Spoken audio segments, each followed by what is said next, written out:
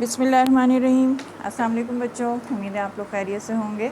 आज हम क्लास 9 की फ़िज़िक्स का chapter number 4 turning effect of force का आखिरी टॉपिक डिस्कस करेंगे। है तो छोटा सा लेकिन बहुत इंपॉर्टेंट, और वो है स्टेबिलिटी एंड सेंटर ऑफ मास। तो सबसे पहले हम सेंटर ऑफ मास को रिकॉल करते हैं कि क्या था, वो हमने क्या पढ़ा था सेंटर ऑफ मास के बारे में।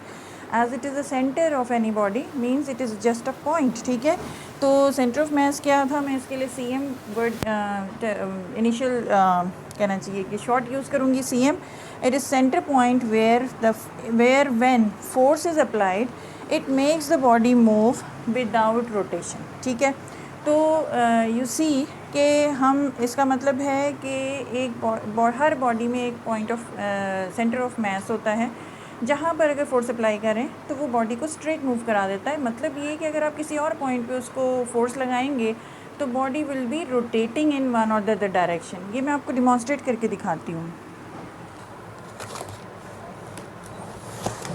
फॉर एग्ज़ाम्पल आप ये ले लें, ठीक है, ये आपके सामने सरफेस है, ये मैंने पेन रख दिया। ठीक है, ये मैं ऐसे करके रखती हूँ ताकि आपको थोड़ा सा नज़र आए क्लियर। ये पेन रखा हुआ है, अब देखिए मैं इस पर पुश करती हूँ एट डिफरेंट पॉइंट्स में, यानी कि मैं फोर्स अप्लाई करती हूँ एट दिस पॉइंट। देखिए ये रोटेट हो गया, it got tilted, it rotated in the anti clockwise direction. ठीक है, अब मैं इसको फिर सीधा करती हूँ, अब मैं इधर पुश करती हूँ, same force, it tilted again in this direction, that is clockwise. तो रोटेशन हो रही है इस पॉइंट पे भी अप्लाई करने से भी और इट पॉइंट पे भी अप्लाई करने से। That means it is not a centre of मास। तो सेंटर ऑफ मास वाला पॉइंट हम ढूंढते हैं कि वो कौन सा होगा। ये टिल्ट हो गया, ठीक है, वी सी दैट कि ये टिल्ट हो रहा है, मैं उतना ही फोर्स अप्लाई कर रही हूँ। अब ये देखें, ये मैंने एक पॉइंट पे किया पुश, तो ये देखिए ये स्ट्रेट जा रहा है। दैट मीन्स कि this must be the centre of mass of the body. और ये आपके बुक में ऐसे करके शो हुआ है। जब आप इसमें नीचे पुश देते हैं तो ये ऐसे टिल्ट हो जाता है, जब आप इसको ऊपर पुश देते हैं तो ये ऐसे रोटेट हो जाता है। और बीच में किसी पॉइंट पे जहाँ ये इसका सेंटर ऑफ मास है, एग्जिस्ट करता है, वहाँ पे अगर आप इसको पुश करें तो इट मूव्स स्ट्रेट। तो that is the centre of मास। ठीक है ना। तो अब यहाँ पर एक बात तो क्लियर हो गई कि सेंटर ऑफ मास पर अगर आप फोर्स अप्लाई करते हैं तो बॉडी कैसे स्ट्रेट जाती है, ये आपको पता चल गया। ठीक है, और ये एक बात और इम्प्लाई करती है, और वो ये कि point, it is that point where body is always balanced. कैसे, ये कैसे मैंने कह दिया कि बॉडी इज़ बैलेंस्ड, ये ऐसे कह दिया कि फोर्स अप्लाई करने पे जब रोटेशन नहीं हो रही है, ठीक है ना, ये बॉडी थी, ये ऐसे रोटेट होती है, यहाँ फोर्स अप्लाई करो तो that is the turning effect moment. ठीक है, एंटी क्लॉकवाइज मोमेंट। और अगर इधर पुश करूँ तो ये क्लॉकवाइज मोमेंट हो रहा है। तो clockwise moment and anti clockwise moment are balanced at this point where I am getting the centre of mass and it is moving straight. वहाँ पे all the anti clockwise moments and all the clockwise moments are equal. ठीक है, जिसकी वजह से they are cancelling the effect of each other, balance हो रहे हैं। तो दैट मीन्स के वहाँ पर हमें एक बैलेंसिंग पॉइंट मिल रहा है। तो इस तरह से भी हम कह सकते हैं कि सेंटर ऑफ मास पे बॉडी बैलेंस होती है। अब हम यहाँ पर मैं आपको ये बताना चाहूँगी कि जैसे कि अब एक बात और ये है कि ये देखें मेरे पास एक स्केल है, इसको मैं अगर बैलेंस करूँ तो नॉर्मली जो सेंटर ऑफ मास है for regular bodies, regular shaped bodies, centre of mass is at the geometrical centre of bodies, geometrical centres पे होता है। ठीक है, जैसे कि सर्कल है उसके सेंटर पे ही आपको सेंटर ऑफ मास मिलेगा, अगर स्फीयर है तो उसके सेंटर पर ही आपको सेंटर ऑफ मास मिलेगा। अब ये स्केल है, it is in a one way regular shape की, ये रेक्टेंगुलर शेप है, तो इसके सेंटर में आपको देखें ये सेंटर ऑफ मास मिलेगा। मैं इसको बैलेंस करती हूँ लाइक दिस। ठीक है ना, ये बैलेंस हो रहा है, ये सेंटर पॉइंट है इसका। अब आई सी दैट, और सेंटर ऑफ मास का मतलब है कि एक्चुअली पूरे body is being made by uniform distribution of masses all over. ठीक है, अगर ये एक यूनिफॉर्म बॉडी है, यूनिफॉर्म स्ट्रक्चर है, एक रेगुलर शेप्ड बॉडी है, this is for the regular shaped body. ठीक है, regular body,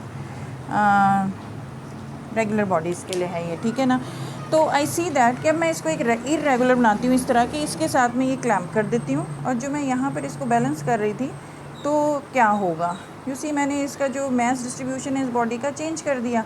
so what happened कि इसका सेंटर ऑफ मास पॉइंट जो है वो भी चेंज हो गया and it came somewhere here. ये देखें, मैं इसको यहाँ पे बैलेंस पा रही हूँ। जो पहले सेंटर यहाँ था, अब it has shifted a bit towards this side, जहाँ पे ये थोड़ा सा हैवी हो गया। ये mass distribution has change this whole system, ठीक है। ये पूरा एक सिस्टम विद दिस क्लैम्प बन गया है। तो इसका जो सेंटर ऑफ मास था सिर्फ स्केल का, that has shifted near to this part where this I have added, ठीक है। तो दैट मीन्स कि centre of mass keeps on shifting depending upon the mass distribution, ठीक है। अच्छा, अब यहाँ एक बात और बतानी थी कि देखें, ये एक आपको रेगुलर शेप बॉडी का भी मैंने बता दिया कि सेंटर क्या है, और इसको मैंने अगर इरेगुलर किया तो आपको बताया कि सेंटर ऑफ मास शिफ्ट हो गया towards the more mass side, ठीक है। यहाँ एक बात और बताना था कि अगर बॉडी कुछ इरेगुलर बॉडी कुछ इस शेप की है, ये मेरी ऐनक नज़र आ रही है, ठीक है, तो इसका सेंटर ऑफ मास क्या होगा, ये देखें ये आ गया। आई थिंक दैट कि here the body is balanced, that means कि ये इसका सेंटर ऑफ मास है, लेकिन ऐसा नहीं है, क्योंकि अगर ये सेंटर ऑफ मास होता तो मैं इसको जिस भी हालत में रखूँ, इसको इस पॉइंट पे बैलेंस हो जाना चाहिए। अब मैंने इसको अगर ऐसे पकड़ा है, इस पॉइंट पे इसको बैलेंस होना चाहिए, लेकिन it is not getting balanced. ये देखें, ये इस तरह तो बैलेंस है, लेकिन मैं अगर इसको इस तरह रखूँ तो ये गिर जाती है, ठीक है। तो आई सी दैट कि इसका जो सेंटर ऑफ मास है, it is not in the body, instead it is somewhere down in the space here, क्योंकि इसको ये जो चीज़ें हैं इसकी, ये दोनों साइड की, ठीक है, they are actually changing the mass distribution downwards इस इरेगुलर शेप बॉडी का, और centre of mass is coming somewhere here, नीचे कहीं आ रहा है, ठीक है। तो इसलिए इस हालत में तो ये बैलेंस्ड है, लेकिन किसी और सिचुएशन में, जैसे मैं अगर इसको ऐसे पकड़ लूँ, ये देखें, ये मैं इसको बैलेंस करने की कोशिश करूँ तो it is not being balanced, तो ये गिर रही है। इसका मतलब ये सेंटर ऑफ मास नहीं है, इसका centre of mass is somewhere outside the body. तो एक फैक्ट हमें और पता चला कि centre of mass may lie inside और आउटसाइड द बॉडी, ठीक है ना, आउटसाइड द बॉडी। ये फैक्ट हमें पता चल गया। अब हमें ये करना है कि स्टेबिलिटी और सेंटर ऑफ मास का रिलेशन मालूम करना है। वो कैसे करेंगे? अब वो इस तरह से है कि आपको मैंने यहाँ पे 2 पॉइंट्स बताने हैं कि कोई भी बॉडी, ये जैसे मैंने यहाँ पे always balanced at centre of मास बताया है, तो इसका मतलब है कि इट इज़ स्टेबल। इसका दूसरा मीनिंग ये भी है कि it is stable at that point, ठीक है ना। तो स्टेबिलिटी के बारे में का relation with centre of mass क्या है, वो इस तरह से है कि इसके बारे में 2 पॉइंट्स ज़रूरी हैं। नंबर 1 पॉइंट इज़ कि centre of mass should be at its lowest height, ठीक है, लोएस्ट हाइट। दूसरा, then the body will be, this implies the stability of the body. और एक और पॉइंट है, वो क्या है कि the CM should lie just below the pivot point और पॉइंट ऑफ सस्पेंशन या पॉइंट ऑफ सपोर्ट, ठीक है। अब आप कहेंगे ये आपको कैसे पता चल गया, कैसे मुझे पता कि ये होगा तो बॉडी जो है वो स्टेबिलिटी पर की तरफ जाएगी। दिस ऑल्सो इम्प्लाइज स्टेबिलिटी, ठीक है। तो ये मैं आपको बताना चाह रही थी बच्चों कि ये चीज़ें जो हम यहाँ लिखते हैं ना, these are actually the experimental observations, ठीक है। ये हमें सारी चीज़ें प्रैक्टिकली मिलती हैं। तो ये मैं आपको दिखाना चाहूँगी कि ये एक फिगर मैंने ये तैयार किया आप लोगों के लिए। जैसे ये आपको नज़र आ रहा है, एक स्टार है, not a very regular shape body, ये 2 डायमेंशन में है। इसको I will try to balance like this, ठीक है ना। ये मैं इसको, ये देखें, ये बैलेंस नहीं हो रहा।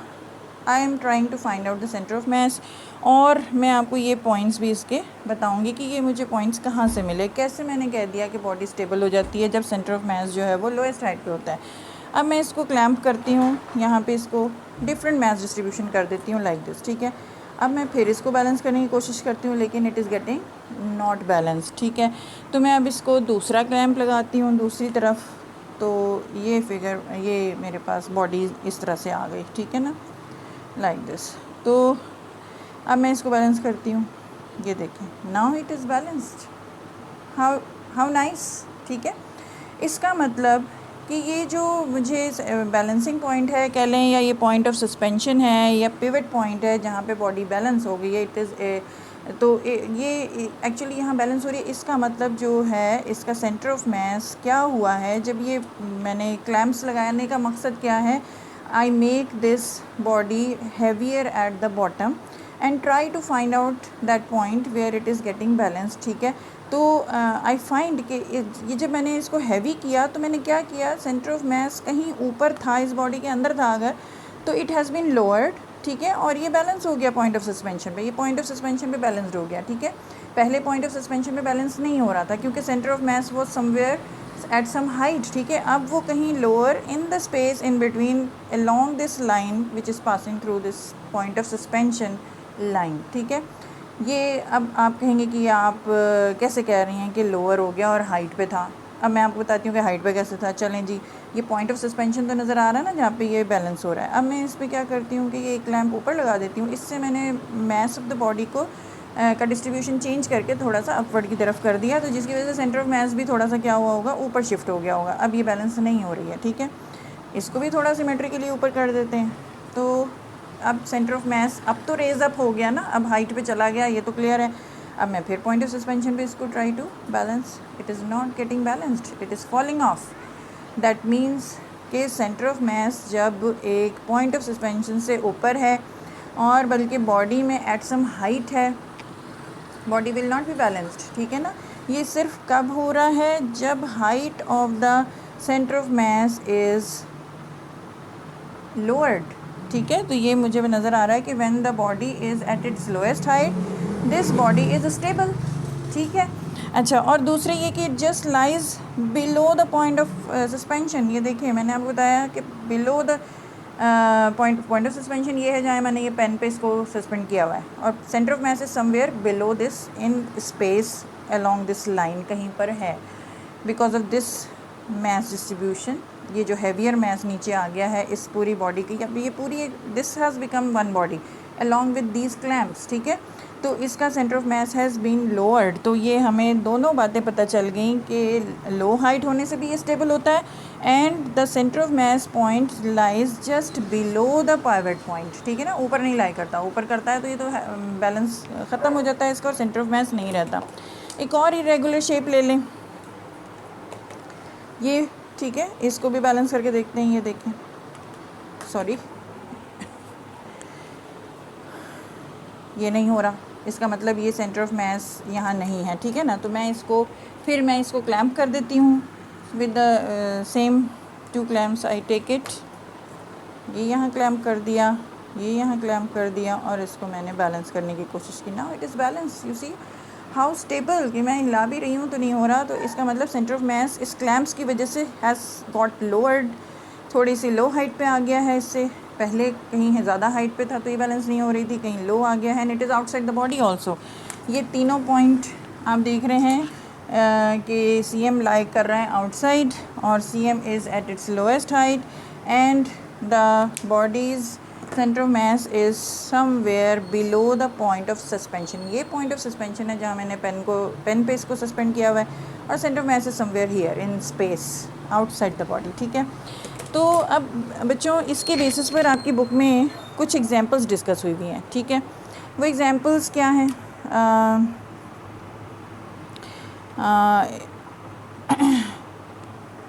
सबसे पहली racing cars. Racing cars are made heavy at the bottom, and there why have they यहाँ पर ये आपको बताया जा रहा है कि रेसिंग कार्स का जो बॉटम है वो हैवी बनाया जाता है। तो क्यों बनाया जाता है? Because so that the centre of mass lies at its lowest height, और जिसकी वजह से वो क्या हो जाए, फिर स्टेबल हो जाए। अब रेसिंग कार को जब रेसिंग में होती है तो it can be facing the pits and bumps and some rough surfaces जहाँ पर इसके टॉपल डाउन होने के चांसेस ज़्यादा हो सकते हैं कि वो लुढ़क जाए, गिर जाए। वहाँ से स्टेबिलिटी की तरफ शिफ्ट करने के लिए the racing cars are made heavy at the bottom so that their centre of mass is shifted. Reason क्या आएगा? Centre of mass is at its lowest, ठीक है, ताकि ये स्टेबिलिटी दे सके ये। तो फाइनली ये आपके पास एक शॉर्ट क्वेश्चन भी आ गया कि why are the bottoms of the racing cars made heavy? So that their centre of mass is made at or brought at its lowest height and make the body stable, ठीक है। दूसरी example आ जाती है forks की। Forks की नहीं, number 1 के बाद नंबर 2 है सर्कस आर्टिस्ट। सर्कस आर्टिस्ट के बारे में क्या है कि ही actually walks on the rope very easily by holding a long pole in his arms, ठीक है। तो ये क्या है, देखिए ये एक पोल है, सॉरी ये रोप है जिसमें एक पर्सन जो है चल रहा है and he is having his hands like this, और इसमें उसने एक पोल पकड़ा हुआ होता है, लॉन्ग पोल। तो ये लॉन्ग पोल क्या कर रहा होता है?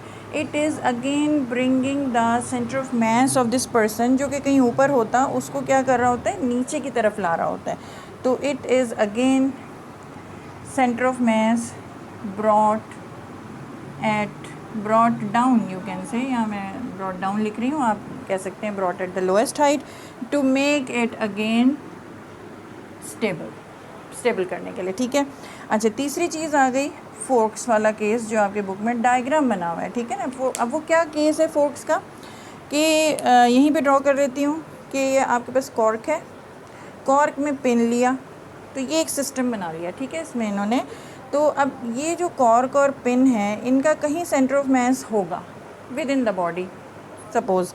अब इन्होंने क्या किया कि इस पिन पे, नीडल पे इन्होंने इसको बैलेंस करने की कोशिश की on some tin can, on some body, ठीक है।